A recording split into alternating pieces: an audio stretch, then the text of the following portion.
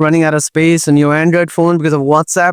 Don't stress, I've got the solution. In this video, I'll show you simple and fast ways to clear up WhatsApp storage without losing any important messages. Let's dive in. Method 1. Clear WhatsApp storage from Settings. Open WhatsApp, tap the three-dot menu in the top right corner, and select Settings. Now go to Storage and Data. After that, tap on Manage Storage. Here you'll see a breakdown of WhatsApp storage usage, including large files, forwarded media, and chats. To clear up your space, scroll down to see your most storage-consuming chats. Then tap on a chat to view its media. Tap Select All to select all the storage files. Now tap the trash icon in the top right and confirm the deletion. Repeat this process for other storage-consuming chats. Method 2. Use Google Files app.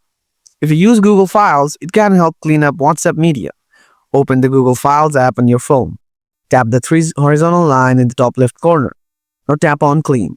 In here, find your WhatsApp media and delete unwanted files. And that's it, guys. By following these steps, you can free up space on WhatsApp and help your phone run better. If this video was helpful, make sure to like, share, and subscribe for more simple tech tips. And I'll see you in the next one.